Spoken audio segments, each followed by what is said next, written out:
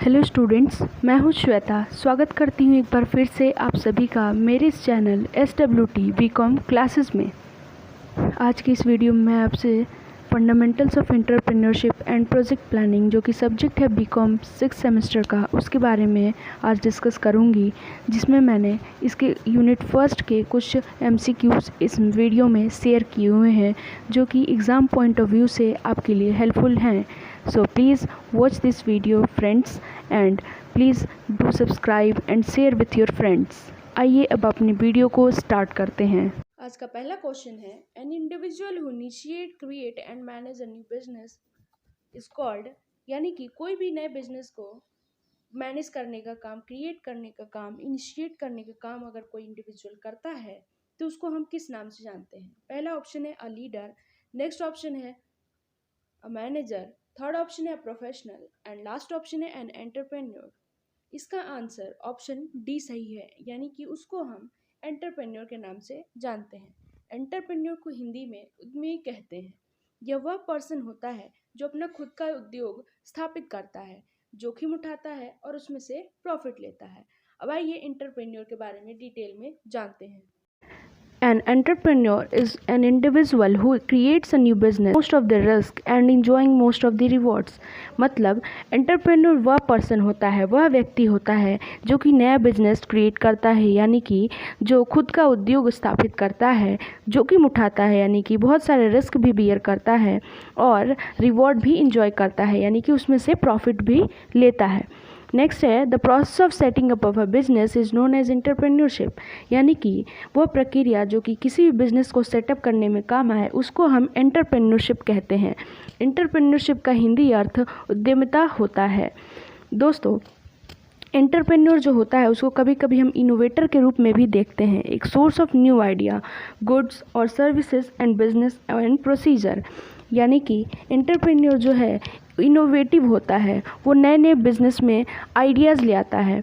दोस्तों, एंटरप्रेन्योर बहुत ही साहसी व्यक्ति होता है, वह समाज के विकास में भागीदारी भी होता है, वो अपनी उद्योग को बढ़ाने के लिए अन्य लोगों को भी बेरोजगार देता है।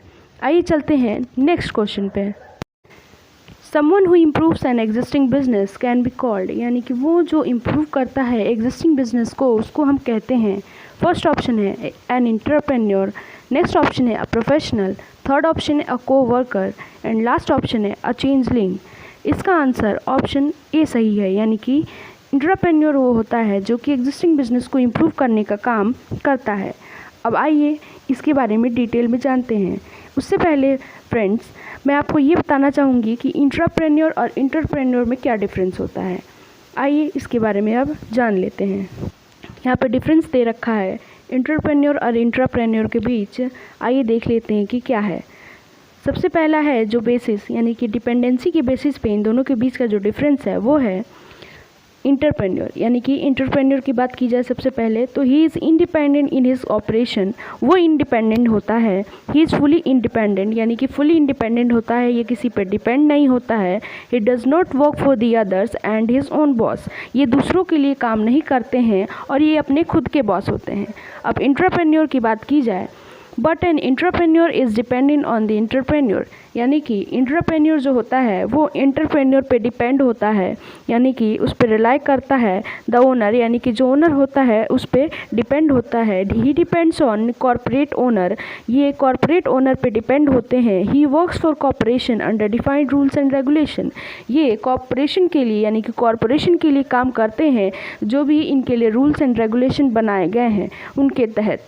नेक्स्ट जो है बेसिस वो है कोर ऑब्जेक्टिव, यानी कि इसके बेसिस पे देखा जाए इन दोनों के बीच का डिफरेंस तो वो है कि एंटरप्रेन्योर जो होता है कुछ इनोवेट करने की कोशिश करता है, यानी कि to innovate something new of socio economic value, यानी कि कुछ नया करने की कोशिश करता है, कुछ इनोवेटिव आइडियाज़ ले आता है इकोनॉमिक सोशियो इकोनॉमिक वैल्यू में। और entrepreneur on the other hand, यानी कि दूसरी तरफ देखें तो टू इंक्रीज कॉम्पिटिटिव स्ट्रेंथ, यानी कि कॉम्पिटिटिव स्ट्रेंथ को बढ़ाना और मार्केट सस्टेनेबिलिटी को ऑर्गेनाइजेशन के, यानी कि ऑर्गेनाइजेशन के कॉम्पिटिटिव स्ट्रेंथ और मार्केट सस्टेनेबिलिटी को ये इंक्रीज करने का कार्य करते हैं। नेक्स्ट बेसिस है वो है कैपिटल और इन्वेस्टमेंट। एंटरप्रेन्योर अगर एंटरप्रेन्योर की बात की जाए तो ही मैनेज रिक्वायर्ड कैपिटल हिमसेल्फ, यानी कि ये कैपिटल खुद ही अरेंज करता है, खुद ही मैनेज करता है। He raises fund for new business, यानी कि नए बिजनेस को इस्टेब्लिश करने के लिए भी ये फंड भी खुद लाता है, खुद रेज करता है। On the other hand entrepreneur he does not need to manage required fund, यानी कि इसको फ़ंड की ज़रूरत नहीं होती, इसको फ़ंड को मैनेज करने की ज़रूरत नहीं होती है, क्योंकि कॉरपोरेशन जो है वो खुद ही कैपिटल ले आता है बिजनेस के लिए। आई होप आप सभी को इन दोनों के बीच का डिफरेंस क्लियर हो गया होगा। आइए चलते हैं नेक्स्ट क्वेश्चन पे। क्वेश्चन नंबर 3 है, which could provide with the motivation to start a new business venture, यानी कि एक इंडिविजुअल को क्या क्या प्रोवाइड कराना चाहिए अगर कोई भी नया बिजनेस स्टार्ट करना है तो। फर्स्ट ऑप्शन है the financial reward, next option है a desire to be independent, third option है risk taking and last option है ऑल ऑफ द अबव। इसका आंसर ऑप्शन डी सही है, यानी कि all of the above. Question number 4 है, the term entrepreneur is derived from the word entrepreneur which means, यानी कि एंटरप्रेन्योर जो है वर्ड, इसको एक वर्ड से डिफाइन किया गया है एंटरप्रेन्योर से, जिसका मतलब होता है फर्स्ट ऑप्शन है टू गिव यानी देना, B to undertake, C to choose and D to decide. इसका आंसर ऑप्शन बी सही है, यानी कि टू अंडरटेक। अब आइए इसको डिटेल में जानते हैं कि ये क्या होता है। The word entrepreneur is derived from the French verb entreprendre. It means to undertake. यानी कि entrepreneur शब्द को डिफाइन किया गया है फ्रेंच वर्ब entreprendre से, जिसका मतलब होता है to undertake। दोस्तों, मैंने जैसे कि बताया कि इसका मतलब होता है टू अंडरटेक। ये जो कॉन्सेप्ट है एंटरप्रेन्योरशिप का, वो पहली बार इस्टेब्लिश किया गया था 1700 में, यानी 1700 में। और इसको देखा जाए सिंपली वे में तो खुद का बिजनेस स्टार्ट करना ही ये कहलाता है, यानी कि एंटरप्रेन्योर वो होता है जो अपना खुद का बिजनेस इस्टेब्लिश करता है। लेकिन बहुत सारे इकोनॉमिक्स का ये मानना था कि ये उससे भी ज़्यादा होता है। जैसे कि मैंने बताया कि एंटरप्रेन्योर एक फ्रेंच वर्ड है जिसका मतलब होता है अंडरटेक, यानी कि कुछ अपॉर्चुनिटीज़ परस्यू करना, नीड्स और वांट्स लोगों के फुलफ़िल करना अपने इनोवेशन और बिजनेस के थ्रू, यानी कि अपने इनोवेटिव आइडियाज़ के थ्रू और बिजनेस स्टार्ट करके लोगों के वांट्स और डिज़ायर को फुलफ़िल करना, यही एंटरप्रेन्योर का काम होता है। आइए चलते हैं नेक्स्ट क्वेश्चन पे। क्वेश्चन नंबर 5 है, entrepreneurship is a creative activity shared by, यानी कि एंटरप्रेन्योरशिप एक क्रिएटिव एक्टिविटी है, ये किसने कहा था। फर्स्ट ऑप्शन है फ्रेडरिक हर्बिसन, नेक्स्ट ऑप्शन है B.F. Hoselitz and third option है बी हेजन्स एंड डी लास्ट ऑप्शन है यानी कि जोसेफ। इसका आंसर ऑप्शन डी सही है, यानी कि जोसेफ ने कहा था कि एंटरप्रेन्योरशिप एक क्रिएटिव एक्टिविटी है।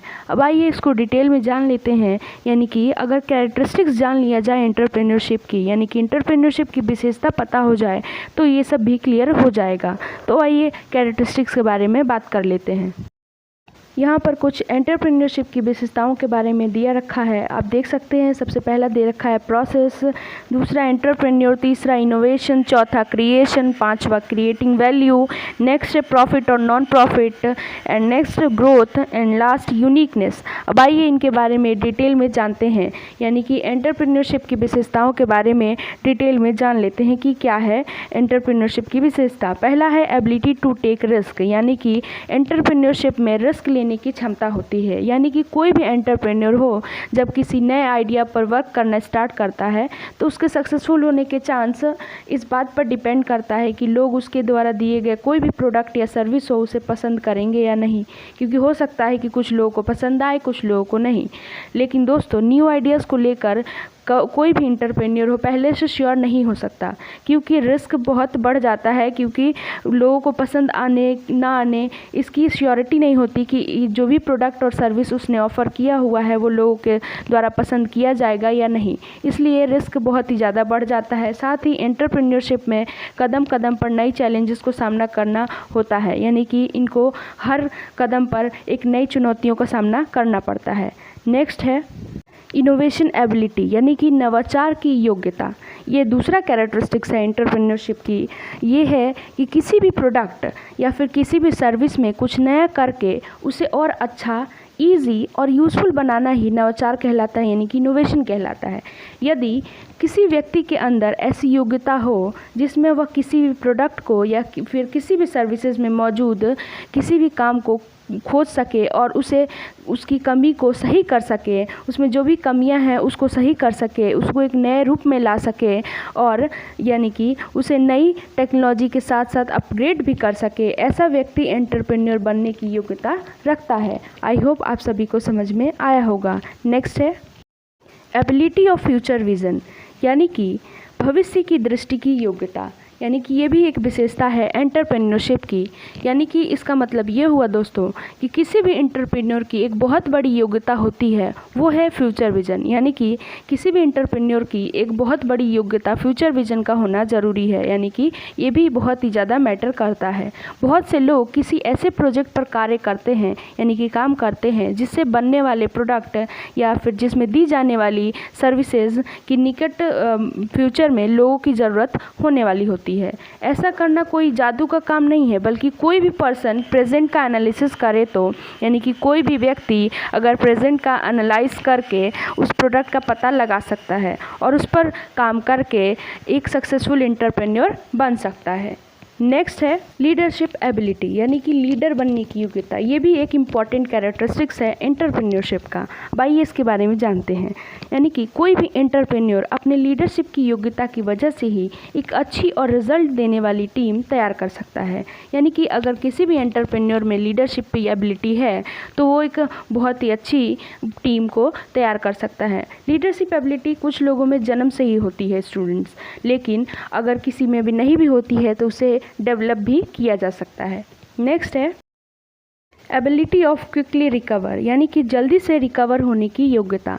ये भी एक इम्पॉर्टेंट कैरेक्टरिस्टिक्स है, क्योंकि एंटरप्रेन्योरशिप में जगह जगह पर चुनौतियाँ आती हैं, जगह जगह पर उनको चैलेंजेस फेस करने पड़ते हैं और एक एंटरप्रेन्योर को इन चुनौतियों का सामना करना आना चाहिए और उससे कैसे उभरा जाए जल्द से जल्द, ये भी उसको पता होता है। नेक्स्ट है सेल्फ मोटिवेटेड पर्सन, यानी कि स्वयं प्रेरित व्यक्ति। ये भी एक मोस्ट इम्पॉर्टेंट फीचर है, कैरेक्टरिस्टिक है एंटरप्रेन्योरशिप का। वो ये है कि एंटरप्रेन्योर जो होता है दोस्तों सेल्फ मोटिवेटेड पर्सन होता है। उसे बाहर के किसी मोटिवेशन की, प्रेरणा की ज़रूरत नहीं होती है कि बल्कि उसके गोल, उसका जुनून, उसके विल पावर में इतनी ताकत होती है, इतनी पावर होती है कि ज़रूरत होने पर वो खुद को यानी कि स्वयं को प्रेरित कर लेता है। आई होप आप सभी को इन सारी विशेषताओं के बारे में अच्छे से समझ में आया होगा। आइए चलते हैं नेक्स्ट क्वेश्चन पे। What is the hallmark of a successful entrepreneur, यानी कि एक सक्सेसफुल एंटरप्रेन्योर का क्या हॉलमार्क होता है। फर्स्ट ऑप्शन है risk bearing capacity, next option है परसिस्टेंस, थर्ड ऑप्शन है फ्लेक्सिबिलिटी एंड लास्ट ऑप्शन है सेल्फ कॉन्फिडेंस। इसका आंसर ऑप्शन सी सही है, यानी कि फ्लेक्सिबिलिटी। नेक्स्ट क्वेश्चन है which type of entrepreneur utilises a chance to introduce a new technique और न्यू प्रोडक्ट, यानी कि वो कौन सा एंटरप्रेन्योर होता है जो कोई भी नया प्रोडक्ट और नए टेक्निक को इंट्रोड्यूस करता है, यानी कि इस चांस को यूटिलाइज़ करता है, यानी कि इंट्रोड्यूस करने की चांस को ये पूरी तरीके से यूटिलाइज़ करता है। फर्स्ट ऑप्शन है इनोवेटिव एंटरप्रेन्योर, नेक्स्ट है इंस्टिगेटेड एंटरप्रेन्योर, थर्ड है इनिशिएटिव एंटरप्रेन्योर एंड लास्ट है फेबिनियन एंटरप्रेन्योर। इसका आंसर ऑप्शन ए सही है, यानी कि option A is the right answer. Innovative entrepreneur यानी कि वह एंटरप्रेन्योर जो नए प्रोडक्ट को लाता है, प्रोडक्शन बढ़ाने के लिए नए मेथड्स को ढूंढता है, खोजता है और नए मार्केट का भी खोज करता है, यानी कि नए बाज़ार को खोजता है, उसे ही इनोवेटिव एंटरप्रेन्योर कहते हैं। या ध्यान रखने वाली यह बात है स्टूडेंट्स कि ये एंटरप्रेन्योर जो होता है वो तभी काम करते हैं जब कोई भी प्रोडक्ट पहले से ही मौजूद होती है, यानी कि ये लोग तब काम करते हैं जब प्रोडक्ट पहले से मौजूद हो और उसमें इम्प्रूवमेंट या चेंज करने की आवश्यकता होती है। सरल शब्दों में कहें तो ये एंटरप्रेन्योर जो कि नए आइडियाज़ के साथ काम करते हैं उन्हें ही इनोवेटिव एंटरप्रेन्योर कहते हैं। नाम से ही क्लियर हो रहा है कि इनोवेटिव एंटरप्रेन्योर, इनोवेटिव यानी कि जो नए नए आइडियाज़ ले आते हैं, नए नए आइडियाज़ के साथ ऑर्गेनाइजेशन में काम करते हैं अपने बिजनेस को बढ़ाने के लिए, वो होते हैं इनोवेटिव एंटरप्रेन्योर। यानी कि वो एंटरप्रेन्योर जो नए आइडियाज़ के साथ काम करते हैं उन्हें हम इनोवेटिव एंटरप्रेन्योर कहते हैं। नेक्स्ट क्वेश्चन है, which of the following is the remedy to solve the problems of women entrepreneur. यानी कि इनमें से ऐसा कौन सा रेमेडी है जो कि वुमेन एंटरप्रेन्योर के प्रॉब्लम्स को सॉल्व करता है, यानी कि समस्या का समाधान करता है। आइए जानते हैं। फर्स्ट ऑप्शन है सोशल एटीट्यूड, नेक्स्ट ऑप्शन है फाइनेंस सेल्स, थर्ड ऑप्शन है स्टिफ कंपटीशन, लास्ट ऑप्शन है सुपरविजन। इसका आंसर ऑप्शन बी सही है, यानी कि फाइनेंस सेल। आइए चलते हैं नेक्स्ट क्वेश्चन पे। Following is not a source of idea for an entrepreneur. एक एंटरप्रेन्योर के लिए इनमें से कौन सा आइडिया का सोर्स नहीं है, आइए जानते हैं। फर्स्ट ऑप्शन है cost of the project, next option है प्रोडक्ट प्रोफाइल, थर्ड ऑप्शन है import and export and last option है इमर्जिंग टेक्नोलॉजीज। इसका आंसर ऑप्शन ए सही है, यानी कि cost of the project. Next है क्वेश्चन नंबर 10 है dash is a person responsible for setting up business. यानी कि वो कौन सा ऐसा व्यक्ति है जो कि रिस्पॉन्सिबल होता है कोई बिजनेस को सेटअप करने के लिए। फर्स्ट ऑप्शन है एंटरप्रेन्योर, नेक्स्ट ऑप्शन है बिजनेसमैन, थर्ड ऑप्शन है मैनेजर एंड लास्ट ऑप्शन है प्लानर। दोस्तों ये तो वैसे बहुत इजी क्वेश्चन है, लेकिन फिर भी मैं इसका आंसर बता देती हूँ। इसका आंसर ऑप्शन ए सही है, यानी कि एंटरप्रेन्योर वो व्यक्ति होता है जो कि कोई बिज़नेस को सेटअप करने के लिए रिस्पॉन्सिबल होता है। यानी कि कोई भी बिज़नेस को ये अपना खुद का बिज़नेस स्टार्ट करते हैं। आइए एंटरप्रेन्योर की कुछ डेफिनेशंस जान लेते हैं। कुछ डेफिनेशंस हैं एंटरप्रेन्योर के। वेबस्टर के according entrepreneur is one who assumes risk and management of business. यानी कि एंटरप्रेन्योर वो होता है जो कि रिस्क और बिजनेस का मैनेजमेंट को एज्यूम करता है। नेक्स्ट है जो इन्होंने रिकॉर्ड ने दिया हुआ है कि एंटरप्रेन्योर वह व्यक्ति होता है जो undertake to do a job.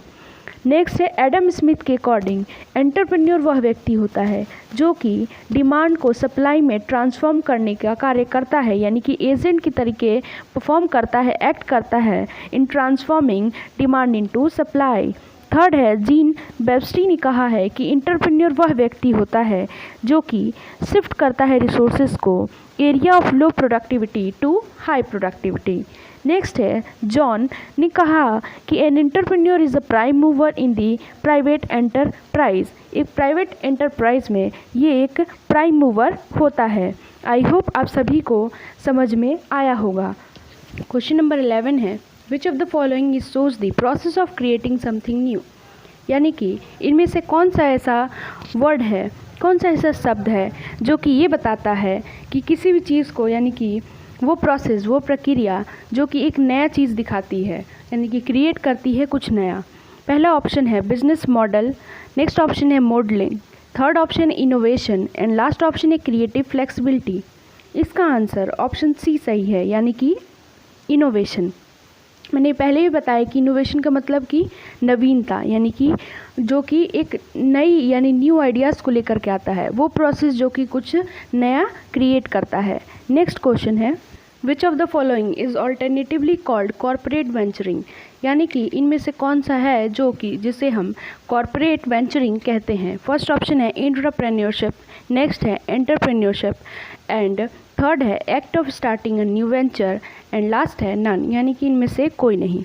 इसका आंसर ऑप्शन ए सही है, यानी कि एंटरप्रेन्योरशिप। इसी को हम ऑल्टरनेटिवली कॉर्पोरेट वेंचरिंग के नाम से जानते हैं, यानी कि कॉर्पोरेट वेंचरिंग कहते हैं। वैसे तो मैंने स्टूडेंट्स इससे पहले वाले क्वेश्चन में, यानी कि इनसे पहले जो क्वेश्चन कराए हैं उनमें मैंने एंटरप्रेन्योर और एंटरप्रेन्योर के बीच का डिफरेंस क्लियर किया हुआ है। आप वहां पर जाकर यानी कि वीडियो पॉज करके देख सकते हैं।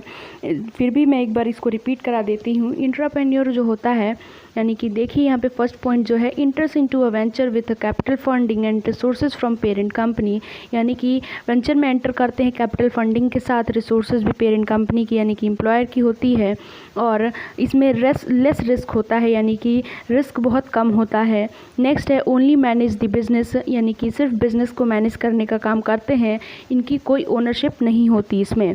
नेक्स्ट है is entitle to fix salary plus bonus if any, यानी कि ये फिक्स सैलरी और यानी कि सैलरी के साथ साथ इनको बोनस भी प्रोवाइड किया जाता है।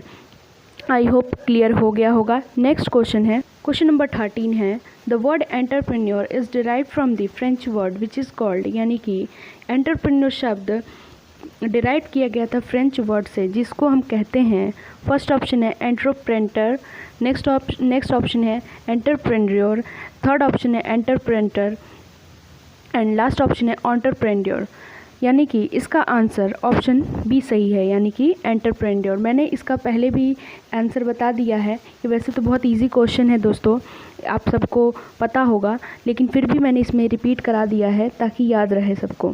जैसे कि आप देख सकते हैं इसमें एंटरप्रेन्योर को डिराइव किया गया है फ्रेंच वर्ड एंटरप्रेन्योर से, जिसका मतलब होता है टू अंडरटेक। ये सब मैंने पहले ही बता दिया है। आइए चलते हैं नेक्स्ट क्वेश्चन पे। Entrepreneurs are dash in need achievement, यानी कि इनका नीड अचीवमेंट कैसा होता है, लो होता है, हाई होता है, एवरेज होता है या नेचुरल होता है। जैसा कि मैंने ऑप्शन अभी आपको बताएं, इनमें से आंसर जो होगा वो है हाई, यानी कि option B is the right answer. Entrepreneurs की नीड अचीवमेंट ज़्यादा होती है। आइए चलते हैं नेक्स्ट क्वेश्चन। क्वेश्चन नंबर 15 है और यूँ कहें कि ये आज का लास्ट क्वेश्चन है। आइए जानते हैं, विच of the following is not a characteristics of entrepreneur, यानी कि इनमें से कौन सा एंटरप्रेन्योर की विशेषता नहीं है। फर्स्ट ऑप्शन है डिपेंडेंस, नेक्स्ट ऑप्शन है विजन, थर्ड ऑप्शन है value addition and last option है ऑप्टिमिज्म। दोस्तों इसका आंसर ऑप्शन ए सही है, यानी कि डिपेंडेंस जो है वो एंटरप्रेन्योर की विशेषता में नहीं आता है। इससे पहले भी मैंने कैरेक्टरिस्टिक्स एंटरप्रेन्योर की डिस्कस की हुई हैं, आप देख सकते हैं, फिर भी मैं इसमें एक बार और रिपीट कराना चाहूँगी। यहाँ पर कुछ आपके सामने एंटरप्रेन्योर्स के कैरेक्टरिस्टिक्स दी गई हैं, फीचर्स दी गई हैं, वो हैं प्रोसेस, एंटरप्रेन्योर, नेक्स्ट है इनोवेशन, फोर्थ है क्रिएशन और फिफ्थ है क्रिएटिंग वैल्यू, फिर प्रॉफिट और non profit and then growth and then uniqueness. और भी मैंने बहुत सारी कैरेक्टरिस्टिक्स के बारे में बताया हुआ है, जैसे कि मैंने बताया था इनोवेटिव एबिलिटी के बारे में, और इनमें रिस्क लेने की क्षमता होती है, लीडरशिप क्वालिटी होती है, ये सेल्फ मोटिवेटेड पर्सन होते हैं, नए चैलेंजेस को फेस करना इनको आसानी से आता है। आई होप आप सभी को इस वीडियो में जो भी मैंने बताया है वो सब क्लियर हो गया होगा। दोस्तों आज के लिए बस इतना ही।